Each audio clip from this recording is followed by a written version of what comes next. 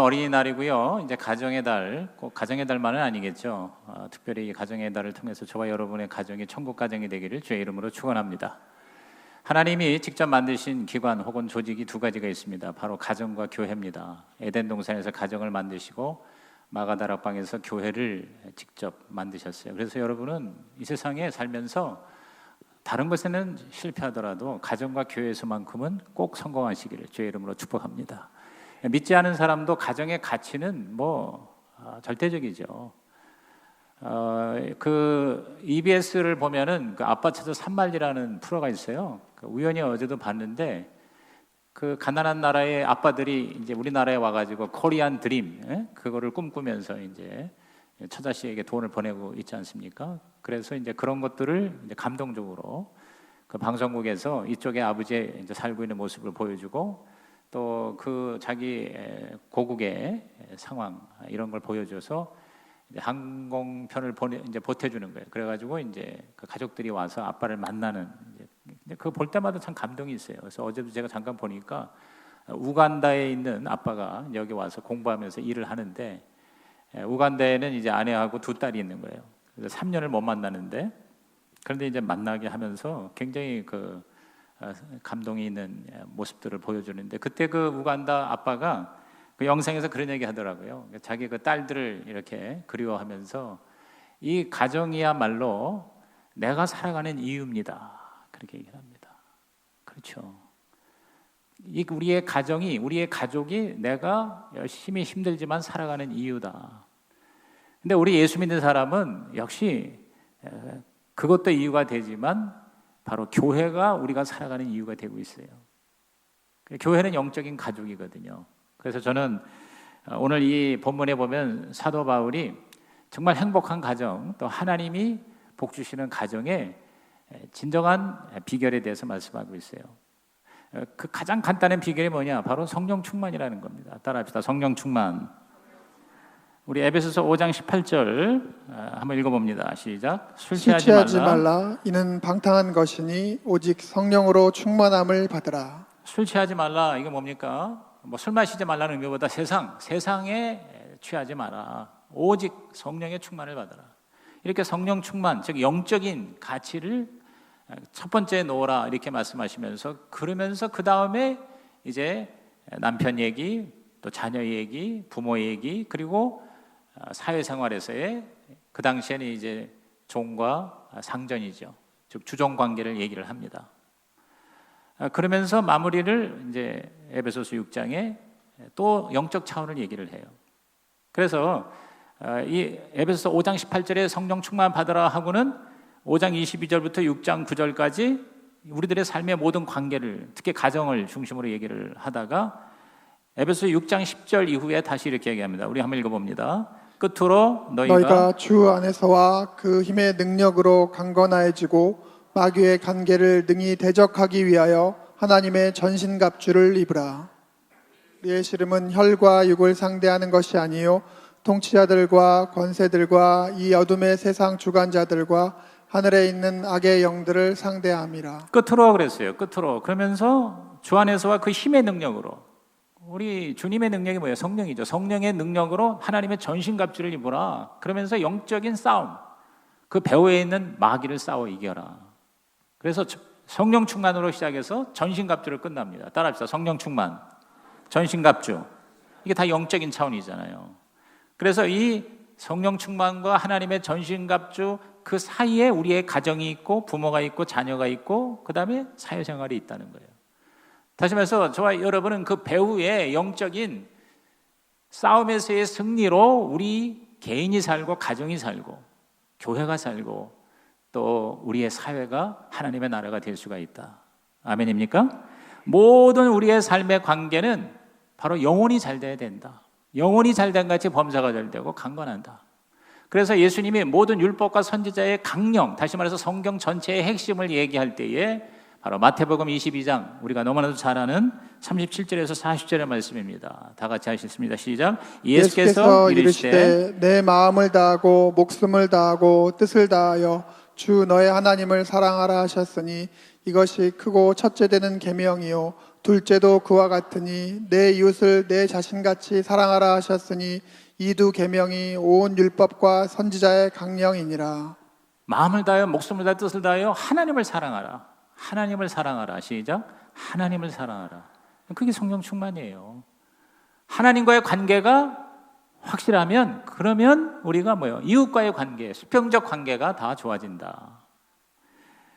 제가 이 BCGI 우리 영상을 이제 제작을 하면서 아무래도 이제 유튜브를 좀 보게 됩니다. 유심히.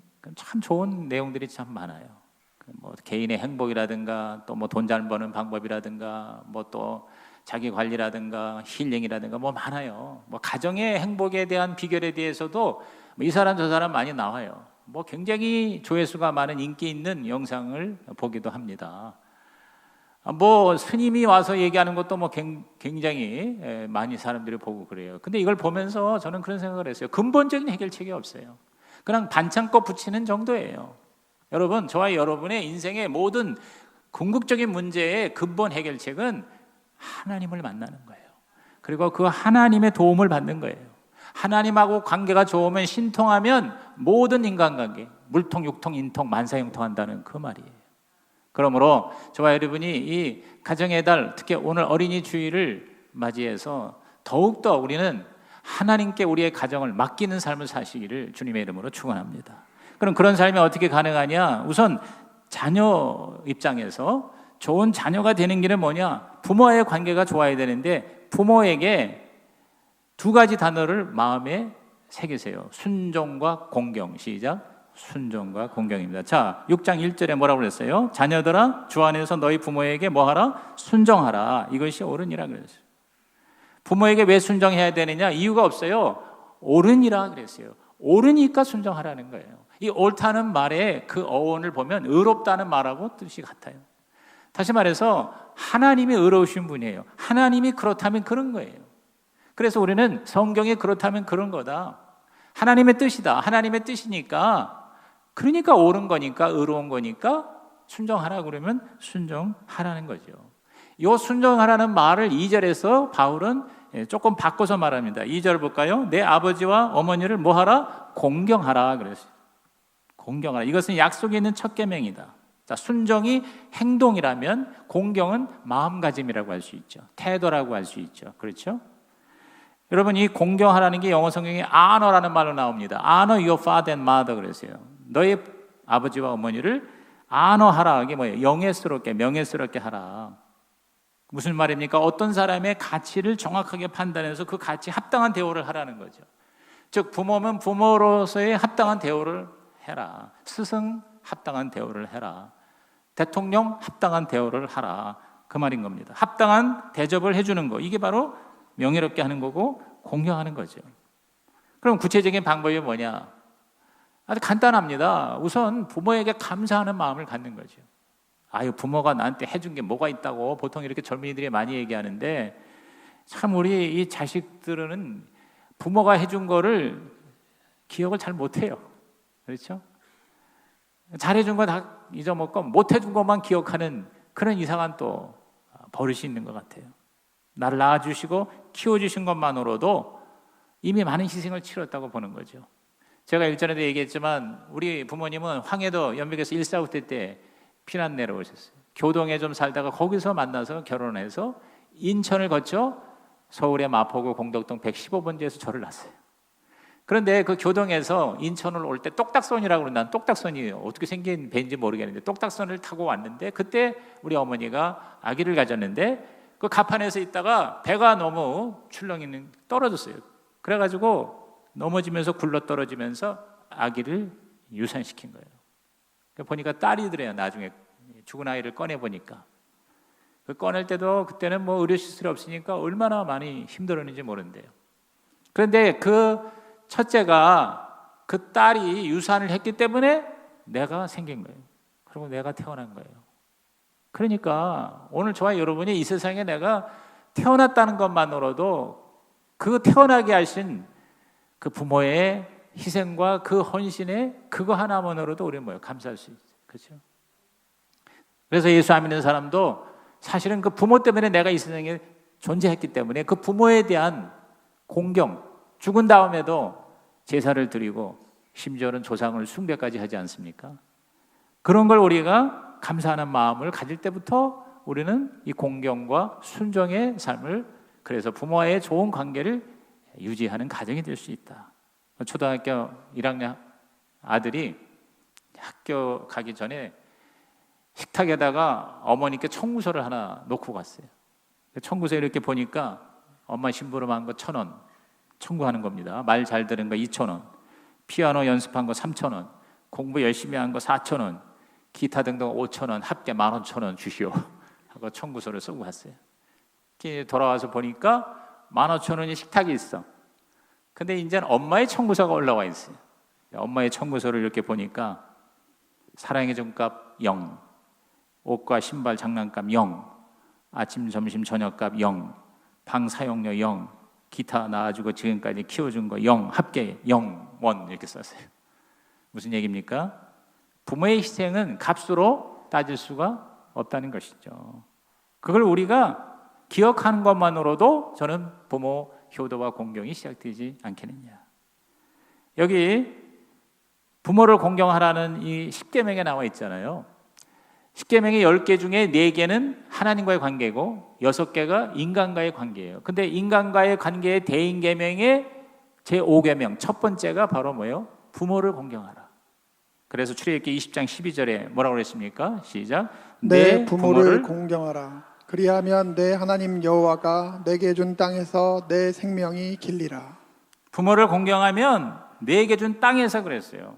이 땅에서 생명이 길고 단지 오래 산다는 의미보다 그 땅에 정착할 수 있는 뿌리 깊은 가정을 이루고 잘 살게 된다. 그래서 실제로 신명기 5장 16절에 이 출애굽기의 계명을 다시 반복해서 썼을 때 뭐라 하냐면 복을 누리리라 이런 말이 추가됐어요. 장수하며 복을 누리리라. 그래서 그런지 세상에 믿지 않은 비신자들도 부모를 공경하는 자녀들이 잘 되는 모습을 우리는 봅니다. 그렇죠? 부모를 공경하고 효도했더니 잘 산다 하는 말이 많지 효도를 했더니 집안이 망했다 이런 말 별로 없습니다. 효도하면 효도를 받게 돼 있고 그래서 효자 집에서 효자가 난다 뭐 이런 얘기도 있는 것이죠. 우리가 부모를 공경하는 걸 소홀히 하면서 자녀들이 나에게 잘해주기를 바라는 것은 그것은 뭐예요? 착각이라는 거죠. 자녀들은 보고 배우게 돼 있어요. 보고 배우게. 그래서 정말 효도와 공경을 잘한다는 것은 자녀들이 나한테 잘해주기를 바라는 그거를 내가 우리 부모에게 해주면 제가 볼 땐 그게 실제적인 효도, 공경이 아닌가 생각해요. 고려장 이야기 잘 아시죠? 옛날에 너무 가난해서 먹을 양식이 없을 때 연로한 부모를 갖다 버리는 풍습이 고려 때 생겼다고 그래서 고려장이라고 합니다. 어느 가난한 집 아들이 아버지를 갖다 버리려고 지게에 늙은 아버지를 거다가 얹고 깊은 산속에 들어갔어요. 돌아올 때 심심하니까 아들을 데려갔어요. 어린 아들을 데려가는데 아버지를 갖다 버리고 내려오는데 글쎄 이 아들 녀석이 그 버려놓은 지게를 낑낑거리고 끌고 오는 거예요. 이놈아 그거 왜 주고 오냐 재수없게. 그랬더니 그 아들 하는 얘기가 이대매 아버지가 늙으면 쓰려고요. 우리가 잘 아는 얘기죠. 부모를 보고 배운다는 거죠. 그렇기 때문에 우리가 다시 한번 이미 이 세상을 떠나신 부모들이라면 어쩔 수가 없겠지만 부모가 계시다면 그 부모의 효도하는 게 뭘까? 공경하는 게 뭘까? 여기 순종하라고 그러는데 사실 순종도 어린아이 때의 순종이지 이제 나이가 먹고 또 결혼하고 그러면 순종보다는 필요를 채워드리는 것. 사랑이 결국은 뭐냐면 그 부모가 원하는 게 뭔지 그 원하는 거를 알아서 채워드리는 것이 그게 바로 공경이 아닐까, 효도가 아닐까 하는 생각을 하죠. 근데 이렇게 보니까 부모의, 특히 연로하신 부모의 필요는 두 가지로 이렇게 좀 대별될 수가 있을 것 같아요. 요약이 될 것 같아요. 첫째는 뭐냐면 이 부모들은 자기들이 버림받을까 봐, 이게 나이가 먹으면 버림받지 않을까라고 하는 그런 두려움이 많은 부모들이 있다는 거예요. 뭐 좀 여러 가지 다 갖추고 돈도 많고 그런 사람은 좀 덜 하겠지만 그렇지 못한 부모들은 그런 두려움이 굉장히 크다는 거죠. 그러므로 우리가 그러한 부모의 그 두려움을 없애주고 만약에 능력이 안 되면 우리가 모십니다. 우리가 노후를 책임지겠다 하는 이런 태도와 또 이러한 말을 해줌으로써 그 부모의 어떤 두려움과 외로움을 우리들이 해결해 주는 그러한 자세가 필요하겠죠. 뭐 부모가 알아서 요새 다 하는 그런 사람들이 점점 많아지고 있고, 심지어는 국가가 이제 앞으로 책임지는 시대에 우리는 살고 있어요. 그런 점에서는 또 다른 필요가 있는데, 그게 뭐냐면 부모는 사실 굉장한 외로움이 있죠. 그리고 그 자녀와 좀 더 이렇게 대화하고 싶고 좀 뭔가 이렇게 자주 찾아와 주기를 바라는데 우리는 그렇지는 못하죠. 그러므로 물질적인 필요보다도 뭔가 이렇게 관심을 갖고 또 사랑이 있는 그런 대화를 하는 거 쉽지는 않지만, 그러나 그걸 더 원하시는 것 같아요. 그래서 어쩌다가 전화를 하면 그 전화 한 통 해주는 걸 그렇게 고마워요. 옛날에는 그런 게 없는데 이게 전화를 간단한 그런 문안 전화라도 그 전화를 그렇게 고마워서 전화해서 고맙다 이렇게 얘기를 해요. 그런데 전화를 하면서 오히려 더 좀 이렇게 스트레스를 받거나 또 심지어는 싸움이 될 확률도 있습니다. 뭐 사람 따라, 가정 상황 따라 다를 수 있어요. 그러니까 이건 자기 개별적인 상황에 적용을 해야 되겠지만, 아무튼 우리는 내가 부모님과 함께 있다라고 하는 그런 안정감을 주는 이 필요가 지금 특히 연로한 부모들에게 굉장히 필요하지 않을까 생각을 합니다. 뭐 나이를 먹지 않아도 우리 부모들은 자녀와 이렇게 함께하는 시간, 행복한 가정의 필수라는 것은 상식적으로 알고 있습니다. 마지막으로 우리가 이제 부모 입장에서 좋은 부모가 되는 길은 무엇일까? 여러 가지가 있겠지만 우선 그 기대치를 좀 우리가 낮추는 것이 필요하다는 생각을 합니다. 이 내려가는 것은 쉬운데 올라오는 게 어려운 거예요. 보통 내리사랑이라고 그러잖아요. 내리사랑. 우리 부모가 자식을 위해서 그렇게 끔찍하게 사랑하는 것만큼 자식이 부모를 사랑한다는 건 사실상 불가능하다. 이걸 우리가 인정해야 돼요. 그렇죠? 점점 이제 그렇게 현실적으로 사람들의 문화가 달라지고 있는 건 사실이에요. 이제는 부모가 자녀를 키워서 나중에 뭐 내가 뭘 받겠다 하는 이런 마음들을 이제 거의 가지고 있지 않은 추세인 건 사실입니다. 그런데 그럼에도 불구하고 우리가 사실은 나중에 갈수록 나이 먹을수록 자식들한테 섭섭함을 느끼는 경우가 많다는 거예요. 왜? 기대를 했는데 기대치에 못 미치는 거거든요. 여러분, 부모는 나이 많아서 시간이 많을수록 자꾸 자식만 생각하는데요, 자식은 그만큼 10분의 1도 생각을 못할 확률이 많습니다. 왜? 너무 바빠요. 그리고 자기 자식 키우는 것도 이게 보통 일이 아니잖아요. 또 고려장 이야기가 하나 있죠. 옛날 가난집 아들이 연로한 어머니를 지게에 지고 산속으로 갑니다. 모퉁이를 돌 때마다 지게 위에 앉아있는 어머니가 소나무 가지를 꺾어서 떨어뜨리는 거예요. 아들이 잔소리를 하니까 어머니가 말하기를, 얘야, 길이 험한데 혹시 내려오다가 길 잃어먹을까 봐 내가 이걸 놓는 거 그거 보고 쫓아가서 내려가거라. 여러분, 자기는 지금 버림받고 이제 죽을 상황인데도 자식이 길 잃어버릴 거를 염려하면서 내려갈 때 조심하라고 소나무 가지를 꺾었다는 거 아닙니까? 이게 바로 부모의 사랑이다. 그러니까 결국은 위에서 내려가는 사랑이니까 밑에서 올라오는 사랑에 대해서 너무 기대하지 말고, 그럴 수밖에 없다고 생각하고 아예 기대치를 낮추면 덜 속상하고, 그리고 덜 열받게 된다는 거죠. 또 그러다 보면 모처럼 또 자식들이 기대 이상으로 해주면 기쁨이, 행복이 배가가 될 수가 있다는 것이죠. 하여튼 우리는 부모든 자녀든 그냥 살아있다는 것만으로도 감사하는 마음을 가지면 그 마음의 줄을 통해서 하나님께서 우리에게 행복의 은혜를 주실 줄로 믿는 것입니다. 정말 나가서 다시 돌아온다는 것만도 감사하는 우리 가족의 우리 그러한, 지금 어떻게 될지 사실 우리가 알지 못하는 거예요. 또 한 가지는 우리가 부모로서 자녀들을 위해 기도하라는 거죠. 그렇죠? 이건 뭐 너무 당연하지만 또 잘하고 있지만 더욱 우리는 가정의 행복은 기도에 달려있다. 왜? 성령 충만이라고 그랬으니까. 성령 충만은 우리가 기도를 통해서 얻을 수 있잖아요. 자녀를 키울 때 훈계하고 야단치는 거, 가르치는 거는요 사실 20살 이전입니다. 요새는 벌써 중고등학교, 고등학교만 돼도 사실은 이렇게 얘기한다고 듣지 않아요. 대신 기도를 해주는 거죠. 기도.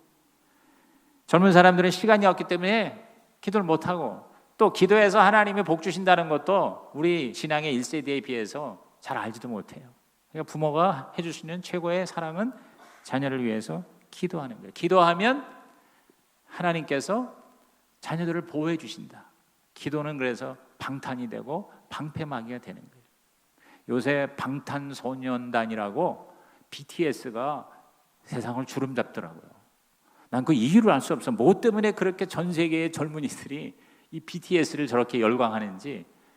이제 뭐 내일인가 모레에 제가 7년 동안 유학했던 파사디나의 LA 지역에 로즈볼 스테디움이라고 제일 큰 스타디움이 있어요. 9만 명 들어갈 수 있어요. 9만 명 그 좌석이 한두 시간 만에 다 팔렸다는 거예요. 그렇게 인기예요. 그 미국이란 나라에서 뭐 얼마 전에도 무슨 상을 받아가지고 뭐 최초라고 그렇게 얘기를 하지 않습니까? 근데 저는 그걸 BTS를 연상하면서 이렇게 생각했어요. 저와 여러분의 부모의 기도가 우리 자녀를 위한 방탄막이 되길 바라요. BTP야, BTP. 방탄 프레어. 방탄 프레어. 방탄 기도단. 방탄 기도단. 우리 부모들이 기도해 줄 수 있어요. 또 한 가지는 자녀들을 노엽게 하지 말라는 겁니다. 자, 4절 보세요. 또 아비들아 너희 자녀를 노엽게 하지 말고 오직 주의 교훈과 훈계로 양육하라 그랬어요. 여기 보니까 아비들아 이렇게 얘기를 합니다. 보통 우리는 아버지는 가서 돈 벌어오고 그 다음에 어머니가 자녀를 키운다고 생각하는데 여기 보니까 성경에 아비들아 1차 양육의 책임이 아비에게 있구나 하는 것을 우리에게 깨닫게 하고 그리고 노엽게 하지 말라 그랬어요. 되게 많은 우리 가정의 문제가 뭐냐면 어렸을 때 아버지로부터 상처를 받은 사람들이 굉장히 많아요. 그리고 예수 믿는데 굉장히 어려운 것 중에 하나가 아버지한테 받은 상처 때문에 아버지 하나님에 대한 그런 이미지가 쉽게 들어오지 않은 경우가 많이 있다고 그래요. 아마 그래서 여기 노엽게 하지 말아라. 상처 주지 말아라. 짜증나고 신경질 나게 하지 말라. 악쓰고 잔소리하지 말라. 뭐 그런 말이겠죠. 그러니까 우리는 정말 애들이요 괜찮을 때는 가만히 놔두고 문제가 있을 때 지나친 관심을 하는 경우가 굉장히 많아요. 그래서 더 자녀들에게 짜증나게 합니다. 자기도 모르는 사이에. 그런데 우리는 뭘 하지 마라 하지 마라 이렇게 하면서 문제 있을 때만 관심 있는 것처럼 얘기하지 말고 그러니까 우리 자녀들이 무관심한 그런 부모에게 자기 관심을 갖게 하려고 일부러 여러분 문제를 일으키거나 혹은 나쁜 짓을 한다는 거예요. 왜? 그때 관심을 가지니까. 그러니까 이 작전을 바꾸라는 거지. 그냥 좀 이렇게 지 마음대로 할 땐 그냥 차라리 내버려 두고 기도만 하고 뭔가 잘할 때에는 적극적인 관심을 가지고 그 자녀를 칭찬해 주면 어쩔 수 없이 아이들은 그 칭찬받는 쪽으로 움직이게 된다는 거죠. 최고의 양육은 바로 관심과 사랑이 아닌가. 그래서 아이들을 보면은요, 아이들이 제일 싫어하는 게 야단맞는 게 아니래요. 무시당하는 거라는 거예요. 무관심과 무시의 대상이 될 때 아이들은 제일 그걸 싫어한다. 그래서 우리가 뭐 한 가지라도 고치는 게 보니까 다 알고 있으면서도 쉽지 않은데 근데 실천하면 이게 효과가 확실한 게 인정해주고 칭찬해주는 것이다. 엊그제 우리 지민이가 이제 외출을 나왔어. 그 이제 좀 얘기를 하려고 그러면 외출이나 또 휴가를 나오면요 나오자마자 친구들하고 어디로 도망가가지고 내가 도대체 얘기를 할 수가 없어. 그래서 일부러 데리러 가. 부대에 가가지고 태워가지고 오는 길 30분, 40분 동안 꼼짝없이 거기서 얘기하는 거예요. 그러니까 이제 얘기를 이제 수걱수걱 하더라고. 이제 부대 얘기하면 재밌어요. 근데 최근에 자기 상관 중에 한 사람이 그렇게 자기를 힘들게 한대요. 근데 가만히 보니까 이 사람이 색스폰을 연주를 하는데 거기에 미쳐 있는 사람이래. 그래가지고 그 못하는 색스폰을 갖다가 막 유튜브에도 올리고 그러더래. 그래서 진짜 자기가 그걸 보고 그 상관한테 그랬대요. 정말 색스폰을 어째 이렇게 잘 부시냐고. 너무 색스폰 소리가 좋다고. 우리 아버지가 옛날에 색스폰 배운다고 그 레슨도 받고 그랬는데 그게 만만치가 않은데 어째 이렇게 잘 부르시냐고 했더니 그래? 아버지가 색스폰을 들었어? 뭐 그러면서 그렇게 그냥 갑자기 달라져가지고 지금 얼마나 잘해주는지 모른대요. 어린이고 애고 뭘 조금 잘하는 거를 인정해주는 쪽으로 양육을 하고 훈계를 해야 이게 먹힌다.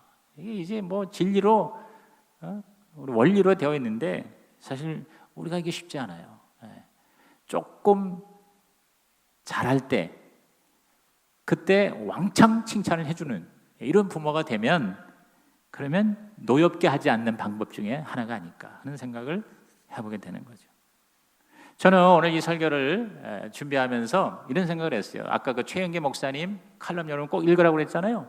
또 이 김재건 우리 목자의 간증을 통해서 내가 깨달은 게 뭐냐면요, 최고의 우리 자녀 양육은 뭐냐, 바로 목장을 통해서 우리 자녀를 목자와 목녀로 키우는 거예요.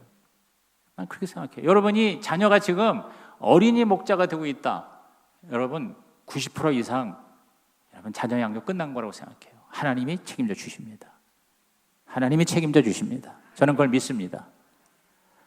그리고 엄마 아빠를 존경하고 나도 엄마 아빠처럼 목자와 목녀가 되겠다, 여러분 이런 자녀가 나온다면 여러분 이거는 이미 자녀 양육 완전히 끝난 거예요. 좋은 의미로 끝난 거예요. 세상에 좋은 학교 나오고 좋은 직장 나오고 뭐 돈 많이 벌고 뭐 그래가지고 여러분 거기서 거깁니다. 그래가지고 더 망가진 여러분 부부와 가정이 얼마나 많습니까? 예수 잘 믿고 하나님 위해서 열심히 일하고 돈 벌어서 주님 위해서 영혼 구원하기 위해서 자기 집을 교회로 만들고 오픈하면서 섬기는 이런 삶을 사는 그러한 모습이 우리 자녀의 모습이 미래의 모습이 된다면요, 여러분 그건 최고라고 생각해요. 나는 그래서 우리 아내는 우리 지민이를 자꾸 목사가 되었으면 하는 그게 아직까지 그렇게 강해요.